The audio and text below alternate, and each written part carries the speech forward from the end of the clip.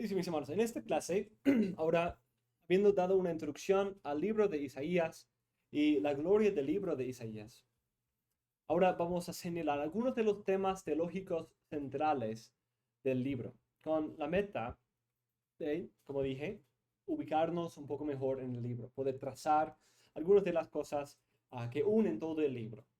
A pesar de que muchos estudiosos de los últimos 2 siglos han lamentado la diversidad de Isaías y han tratado de mostrar sus partes separadas y sus fuentes distintas, muchos estudiosos literarios y bíblico-teológicos modernos disciernen mejor la unidad teológica del libro de Isaías, que sirve para unir las 3 partes, aunque a menudo se separan en 3 obras distintas. Entonces, primero Isaías 1:39, segundo Isaías 40:55 y tercero Isaías 56:66, pero buscando la unidad entre ellos. Moyer, por ejemplo, propone 5 temas teológicos que unen todo el libro. Dice la esperanza mesiánica, el motivo literario de ciudad, el lenguaje de santo de Israel, la historia y la fe, y los rasgos literarios y estructurales. Y nosotros vamos a destacar los 3 primeros puntos y vamos a agregar otro tema clave del libro, que es la inclusión de los gentiles. En primer lugar, consideremos la unidad de Isaías alrededor de Mesías. Uno de los temas clave del libro de Isaías que une todo es su esperanza mesiánica. Sin embargo, la diversidad del libro también sirve este mismo tema. El lenguaje de Isaías habla de un rey prometido, un siervo sufriente, habla de ese lenguaje del renuevo, del rey, del siervo, y ese lenguaje ¿cómo podemos hablar de una esperanza mesiánica unida cuando presenta cosas tan diversas como un siervo sufriente y un rey glorioso? Pero eso, mis hermanos, es parte de la revelación del Antiguo Testamento acerca del Mesías. No creo que no sea a favor. Ahí, ahí. Que la obra del Mesías es tan compleja, tan multifacética, que Isaías puede hablar de Mesías en varios temas o lenguajes diferentes. Y así aún así, estar hablando de la misma persona. Isaías ofrece una perspectiva complementaria sobre la figura mesiánica única que proporciona una imagen más completa del conjunto. El libro recoge temas anteriores y revelaciones previas, especialmente del Pentateuco, y el pacto con David, y el libro de los Salmos, y desarrolla una teología más completa del Mesías como rey que reina sobre el santo y renovado reino de Dios. 1:39. De allí vemos el siervo sufriente que proporciona la redención por el pecado de Israel, 40:55. Y finalmente el conquistador ungido que destruye a los enemigos de Israel y restaura la creación caída. Entonces, él es el hijo prometido de David, el rey quien reina en justicia en la primera parte, el siervo quien es ayudado por el Señor en su misión de redimir al pueblo de su pecado y de sus enemigos. Y él es el conquistador, quien vence a los enemigos y restaura toda la creación en la última parte. Pero eso no es parte de la descripción bíblica del Mesías. Aunque parece ser tan distinto, un rey justo, un redentor sufriente y un conquistador universal son partes de la obra única del Mesías. Aunque cada sección tiene un ángulo distinto desde el que trata el Mesías, Moyer señala los siguientes puntos de conexión. En primer lugar, cada figura es potenciada y fortalecida por el Espíritu y la palabra divinos. Cada Isaías 11, Isaías 49 y Isaías 61, todos hablan del Mesías siendo ungido por el Espíritu. El Padre enviando el Espíritu para ayudar con sabiduría, poder, gracia y justicia a este renuevo. En segundo lugar, la justicia es el rasgo distintivo de su obra en cada uno. Él es el siervo justificado por su, ¿cómo lo dice en Isaías 53? Por su muerte, por su sabiduría, justificará a muchos. Y habla de la justicia de su reino en Isaías 11. Y luego en Isaías 61 también lo describe como un rey justo. Eso es similar al lenguaje del reino del Hijo de David en 2 Samuel 23, que describe a su reino como la luz del sol en la mañana, como la gloria de un buen rocío, una justicia gloriosa. En tercer lugar, cada figura es conectada con la promesa del Hijo de David. Cada uno de esas tres figuras, el rey, el redentor y el conquistador, cada uno es el Hijo prometido a David. En cuarto lugar, cada sección, como veremos, muestra que la obra del Mesías tiene un alcance más allá de Israel. Incluso abarca a los gentiles. En quinto lugar, cada una de ellas presenta el enigma de que el Mesías es a la vez el Hijo de David con la apariencia y el sufrimiento de un hombre, pero al mismo tiempo puede ser descrito como el brazo del Señor, incluso como el Dios poderoso. Entonces tenemos este enigma del que sufre y es un hijo de David, pero es al mismo tiempo el brazo extendido del Señor, por el cual Dios mismo viene y salva. Esas tres imágenes del rey, del redentor, del conquistador, sirven para unir el libro en torno a una imagen más completa y profunda de la semilla prometida de Abraham y David. Moyer describe su interrelación de esa manera. El rey, el siervo y el ungido conquistador, sin embargo, forman una sola imagen en la que cada uno necesita a los demás. Tanto el rey como el siervo son vencedores, pero sin el conquistador la victoria no se explica ni se consuma. El rey gobierna en justicia sobre su comunidad justa, pero ¿cómo puede hacerlo hasta que el siervo provea de justicia a los siervos del Señor? El conquistador efectúe la justicia y derribe a sus enemigos. El rey gobierna sobre todo el mundo, pero ¿cómo podrá hacerlo hasta que el siervo abra el camino para que todos los que quieren vengan a festejar y disfrutar de las misericordias seguras de David? Y hace que el conquistador cree un mundo libre de oposición. Entonces, cada uno provee un aspecto de la obra que él tiene que hacer. Entonces, el Mesías en esas tres figuras, el rey, siervo y conquistador, es algo que une el libro de Isaías. Un segundo tema que une el libro es la esperanza de la inclusión de un remanente de gentiles. El que restaura a Sión con un nuevo pueblo formado por israelitas y gentiles, en Isaías 2, es el mismo que se pone como luz para los gentiles en el 42. Es el que hace a los gentiles sacerdotes en el templo de Dios en el 60 y 66. En capítulo 2 vemos a Isaías presentando los temas del Pentateuco en los últimos días del reino glorioso del Señor, en el cual correrán a él todas las naciones. Los gentiles subirán e irán en compañerismo, en desfile con los judíos de regreso al monte Sión, al monte del Señor, a su ciudad santa. Algo muy glorioso. El pueblo de las naciones va a llamar a los judíos a volver al Señor. En el texto, los que inician la llamada a subir el monte de Sión son los pueblos y las naciones. Eso es exactamente el patrón que se nota en Romanos 11, con el pueblo de los gentiles, con el cual Dios provoca celos a los judíos. Son el medio que Dios usa para llamar a su pueblo al arrepentimiento.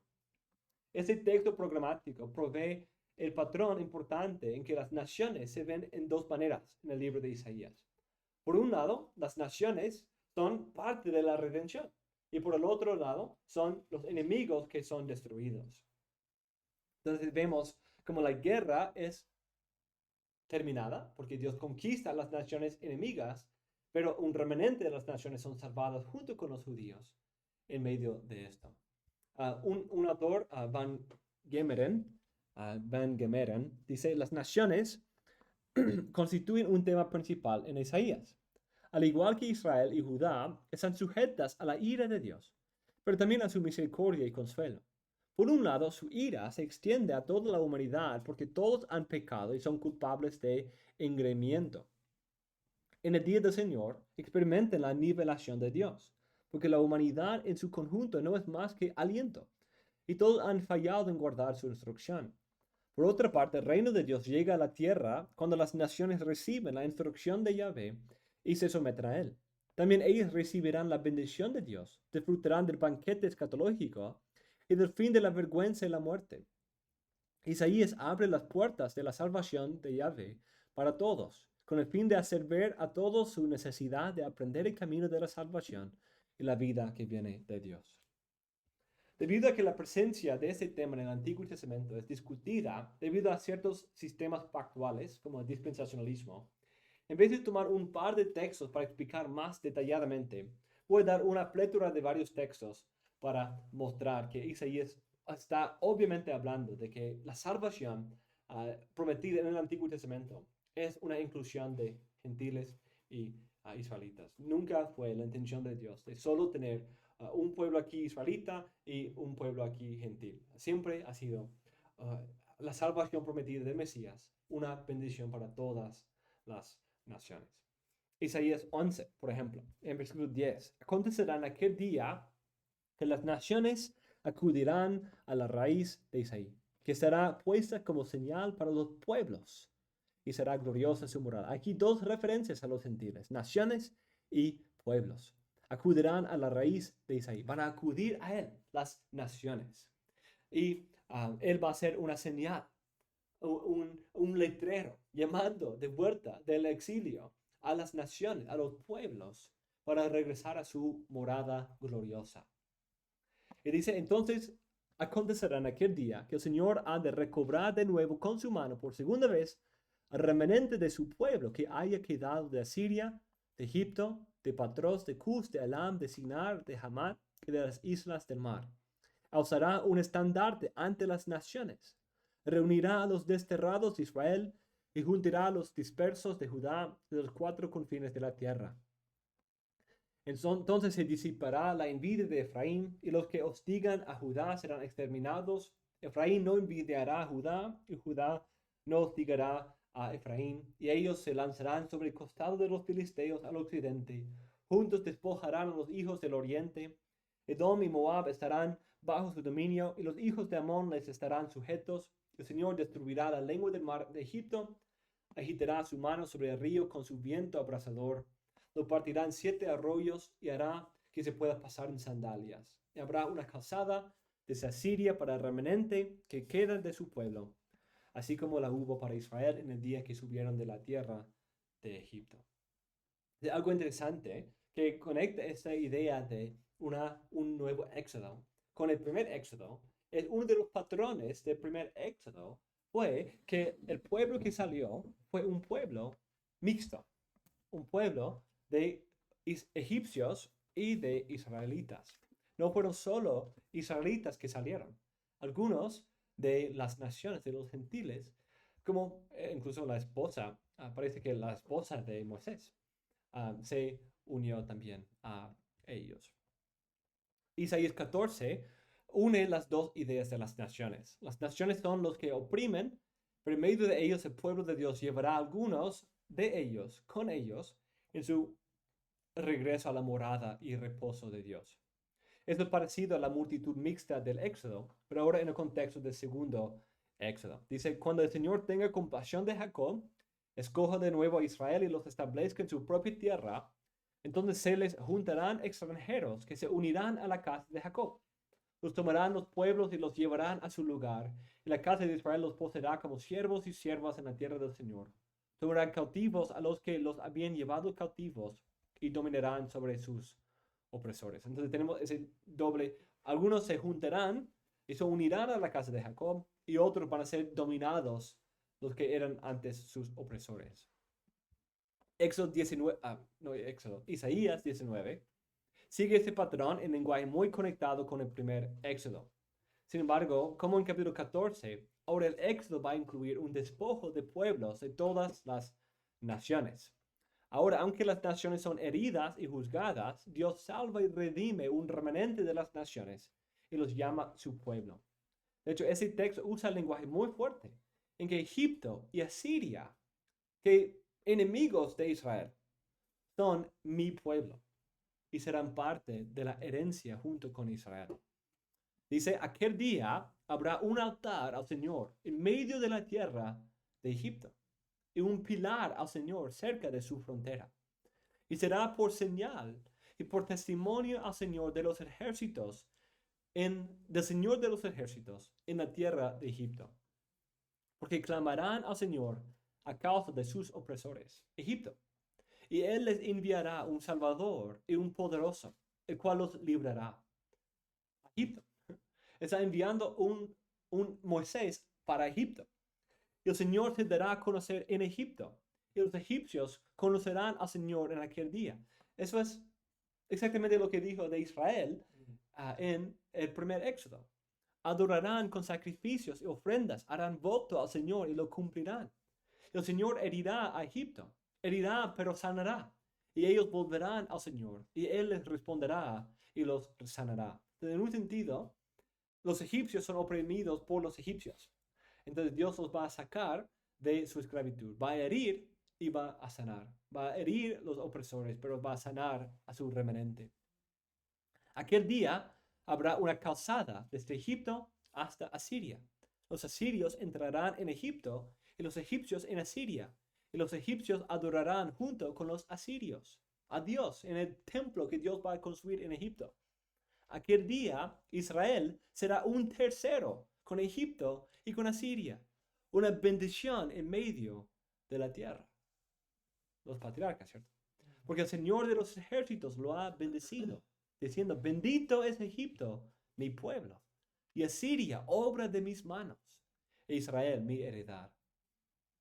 Súper interesante el pasaje, ¿cierto? Un pueblo de Israel, Egipto y Asiria. Israel con dos enemigos más feroces de Israel, en todos los que recién habían destruido a Israel en la historia de Isaías, o por lo menos pronto iban a destruirles. Pero este pueblo unido en la adoración del Señor y partícipes de un nuevo éxodo. Y la esperanza del siervo sufriente también dice, yo soy el Señor, en justicia te he llamado, te sostendré por la mano y por ti velaré, y te pondré como pacto para el pueblo, como luz para las naciones. 42:6. O aún más gloriosamente 49.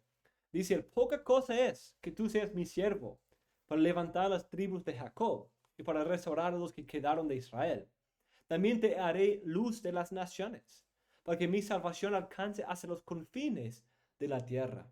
Así dice el Señor, el Redentor de Israel, el santo suyo, ha despreciado al aborrecido de la nación, a siervo de gobernantes, lo verán reyes y se levantarán príncipes y se postrarán a causa del Señor que es fiel, el santo de Israel que te ha escogido. Entonces, me encanta ese lenguaje. Dios hablando de su gloria, ¿cierto? Él queriendo recibir Él toda la gloria, diciendo, no es suficiente que solo salves a un remanente de Israel. Te voy a enviar para salvar a un remanente de todas las naciones. Isaías 56, 1-8, sigue este patrón también. Establece que la bendición no depende de un linaje físico, sino depende de sumisión, obediencia y fe en la promesa. Si un extranjero cree en la promesa y quiere ser parte de su pueblo, no debe tener temor, sino debe regocijar en la promesa de ser incluido como mejor que hijos en la familia de Dios, en el lugar de su morada y reposo. Aún más, esos extranjeros van a ser recibidos como sacerdotes en el lugar del templo reino de Dios. Dice así dice el Señor, preservad el derecho y hacer justicia, porque mi salvación está para llegar y mi justicia para ser revelada. Cuán bienaventurado es el hombre que hace esto, el hijo del hombre que a ello se aferra, que guarda el día de reposo sin profanarlo y guarda su mano de hacer mal alguno. Que el extranjero que se ha allegado al Señor no diga, ciertamente el Señor me separará de su pueblo, ni diga el eunuco, he aquí soy un árbol seco, como no tengo herencia. Porque así dice el Señor, A los eunucos que guardan mis días de reposo, escogen lo que me agrada y se mantienen firmes en mi pacto. Les daré en mi casa, en mis muros, un lugar y un nombre mejor que el de hijos e hijas. Les daré nombre eterno que nunca será borrado. Y a los extranjeros que se alleguen al Señor para servirle, para amar el nombre del Señor, para ser sus siervos, a todos los que guardan el día de reposo sin profanarlo y se mantienen firmes en mi pacto, yo los traeré a mi santo monte. Los alegraré en mi casa de oración. Sus holocaustos y sus sacrificios serán aceptos sobre mi altar, porque mi casa será llamada casa de oración para todos los pueblos. Declara el Señor. Ese lenguaje se parece. Declara el Señor Dios, que reúne a los dispersos de Israel. Todavía les juntaré otros a los ya reunidos. ¿De dónde viene? Pues viene de aquí, pero ¿dónde más se encuentra ese lenguaje? ¿Dónde? Los de reuniré a otros a los que ya están reunidos. Sí, Juan, el buen pastor, ¿cierto? Ya tiene, sí, Juan 10, ya tiene un pueblo, pero tiene otras ovejas que no son de ese rebaño que va a reunir después. Pues eso también. Entonces son dos textos citados frecuentemente. Ese de reunir a los dispersados es Juan 10. Mi casa será casa de oración para todos los pueblos. Ese es de la purificación del templo. Y sobre todo en Juan 12 se conecta con el hecho de que los judíos hacían que los gentiles no se podían acercar. Porque el único lugar donde los gentiles tenían que adorar era el mercado para vender y comprar. Y no tenían un lugar en la casa. Su lugar en la casa de Dios era el mercado.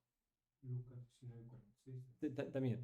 Citan creo que todos. Pero Juan 12 se conecta explícitamente con el contexto de la opresión de los gentiles, de la exclusión de los gentiles. Cuando en el contexto es para incluir a los gentiles.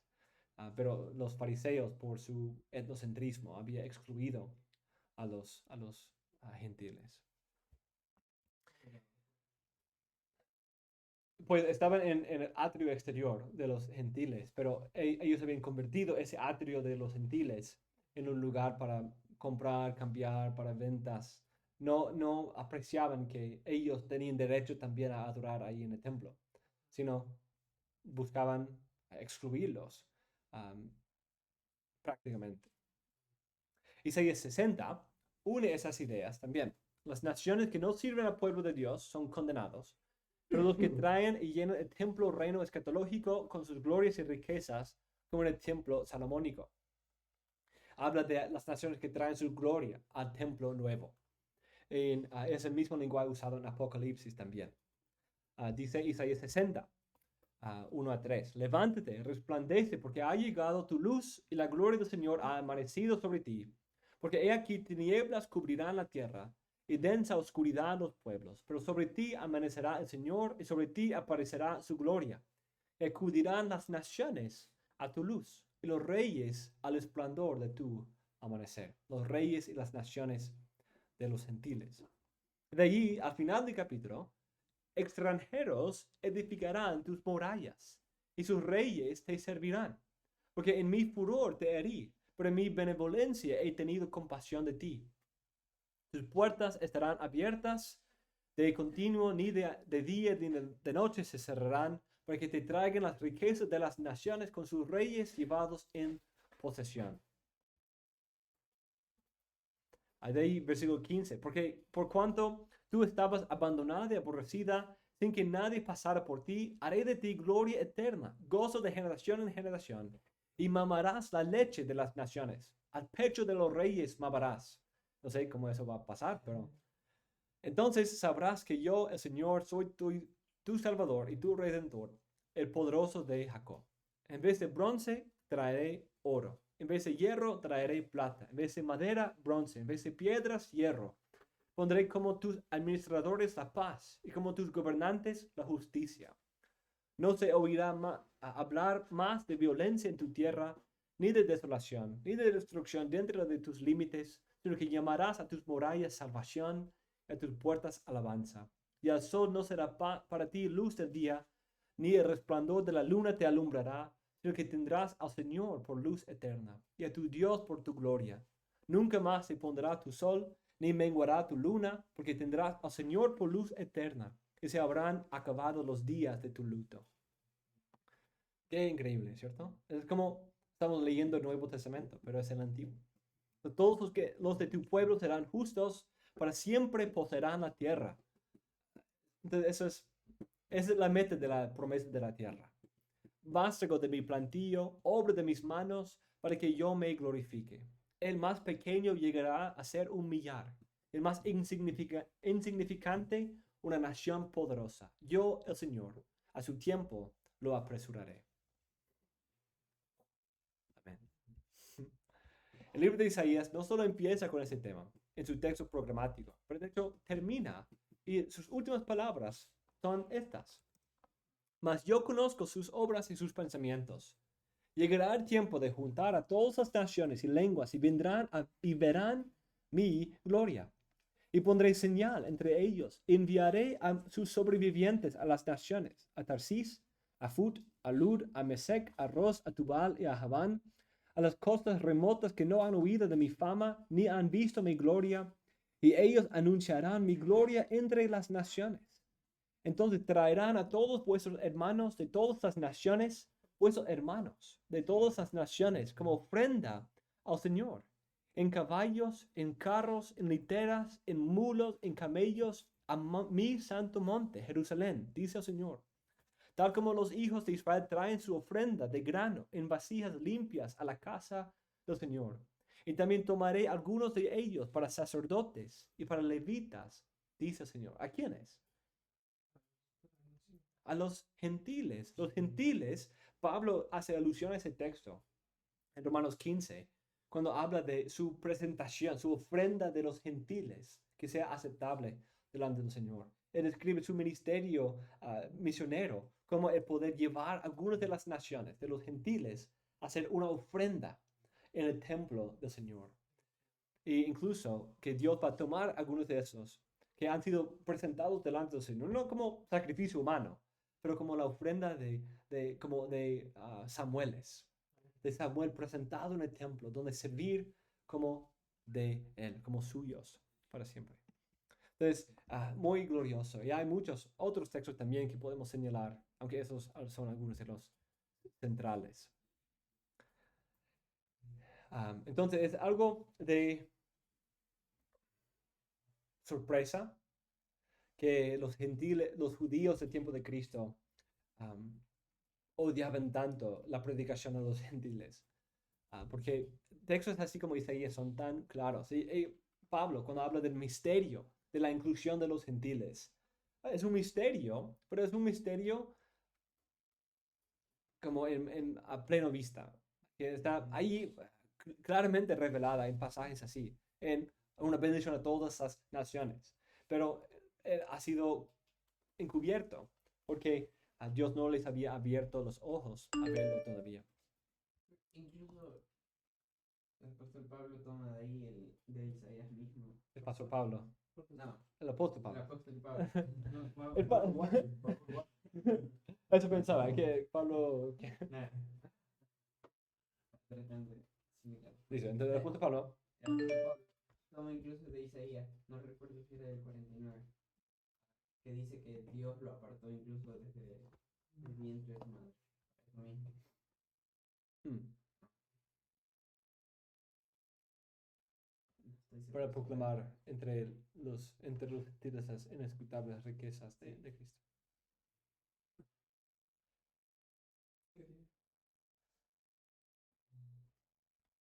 Para que lo saque de ahí mismo de Isaías, lo que estaba diciendo ahora, con respecto a la inclusión de los gentiles. Y de que el apóstol Pablo, apóstol de los gentiles. Sí. Sí, es un misterio muy glorioso, que aunque no es un misterio revelado por Pablo, porque Dios nunca lo había dicho antes, pero era algo que no se entendió completamente, que Dios lo había mencionado, lo había proclamado. Y Isaías es muy claro, creo, en cuanto a ese punto. Incluso Pablo cita a Isaías hablando de eso. Entonces no es que él pensaba que el Antiguo Testamento nunca lo mencionó, pero el punto es que para los de su generación, ellos nunca les entró a la mente que Dios iba a salvar a los gentiles. No, tenían que ser judíos, tenían que convertirse en judíos por todos la circuncisión. Pero quizá esa idea de una inclusión de los gentiles independientemente de la circuncisión era parte del misterio. Otro motivo que menciona Moyer es el motivo literario de la ciudad. Ese motivo es como un tema, pero no tanto, la ciudad no es un tema, es un motivo, una imagen que usa. Pero sobre todo esa imagen de Sion, el Sion establecido, el lugar de la presencia de Dios, donde Dios mora con su pueblo, donde hay un reino de justicia, de paz. Ese lenguaje es lo que se une en muchas partes del libro de Isaías. Finalmente, la santidad de Dios. Ya hemos mencionado un poco esto del nombre de Dios santo, mencionado más aquí en el libro de Isaías por 4 veces que en cualquier otra parte del Antiguo Testamento. Es santo ese título. Desde el capítulo 6. De hecho, del capítulo 1, Dios como Dios santo, quien odia el pecado, quien condena el pecado, quien no puede tener relación con el pecado. Pero de ahí capítulo 6, cuando vemos a Él proclamado por los ángeles, santo, santo, santo. Es el título más frecuente de Dios en ese libro, Dios como el santo. La santidad de Dios está relacionada tanto con su trascendencia como con su perfección moral. El santo en el que Él está separado, el santo también en que Él es moralmente perfecto. Y son esas dos realidades las que dan a Dios un control completo sobre todas las cosas que sucedan, y así puede cumplir todas sus palabras y planes. También es esto lo que le da el control soberano sobre todas las naciones para juzgarlas o bendecirlas como a Él le plazca. Pero también es esto lo que urde un plan, una gloriosa condescendencia para restaurar la santidad en su pueblo y para hacer un lugar donde Él pueda habitar con ellos en santidad y justicia. Entonces, la santidad de Dios habla de su trascendencia por encima en lo sublime, lo alto, sobre todas las cosas. Él es santo, separado. Pero también es santo en que Él, en su condescendencia, pone y establece un lugar donde su pueblo, un lugar purificado, donde su pueblo santificado y justificado puede morar en su presencia para siempre.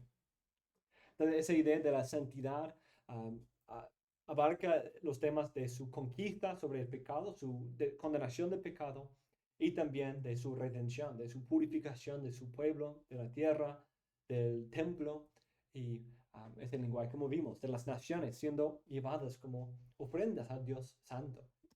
Muchas veces los temas se van conectados. Un texto clave en esto es Isaías 57. Porque así dice el alto y sublime, que vive para siempre, cuyo nombre es santo. Habito en lo alto y lo santo, y también con el contrito y humilde de espíritu, para vivificar el espíritu de los humildes y para vivificar el corazón de los contritos, porque no contenderé para siempre, ni siempre seré enojado, pues el espíritu desfallecería ante mí, y el aliento de los que yo he criado. A la luz de la santidad de Dios y del inevitable juicio sobre la maldad, ¿cómo pueden los pecadores habitar en su presencia? Pues en este pasaje vemos que Dios no solo es trascendentemente santo, sino también eminentemente misericordioso. La hermosa conexión entre esas verdades es posible gracias a la obra de Mesías, quien, según Isaías 53, es el quien hace expiación por el pecado y restablece la justicia y la paz entre su pueblo. Dice en 55, pero el que se refugia en mí poseerá la tierra y heredará mi monte santo. Resume muy bien ese tema y su conexión con la salvación prometida por el Mesías. Dice, el Dios que es trascendente en santidad se ha puesto en estrecha relación con un pueblo determinado, por lo que éste puede afirmar que es suyo y él que es suyo. Toda la literatura isaíta es una explicación de esta situación básica. La impresionante amenaza que la santidad constituye para un pueblo indigno, descuidado, que rechaza y no responde. Los extremos a los que el santo llegará para tratar con el pecado, reclamar al pecador y crear un pueblo justo para sí mismo. El estado eterno de santidad que preparará para ellos, en el que disfrutarán de él para siempre. Entonces la santidad constituye la primera parte de su vehemencia contra el pecado. Pero incluso su santidad asegura que su remanente sea perfectamente salvado de todos sus pecados a través de cualquier medio necesario, porque Dios es santo. Y así será también el lugar que Él está preparando para ellos en la nueva creación, que no tendrá muerte, no tendrá lágrimas, no tendrá sufrimiento, no tendrá enemigos, no tendrá inmundicia, sino solo pureza, santidad, justicia para siempre en la presencia de su luz gloriosa. Entonces, mis hermanos, estos son algunos de los temas centrales del libro de Isaías: la santidad de Dios, la esperanza mesiánica en términos de rey, siervo, conquistador, el motivo de la ciudad de Sión y la inclusión de los gentiles. Y ahora vamos a tomar unos minutos para discutir y estudiar las canciones del siervo sufriente.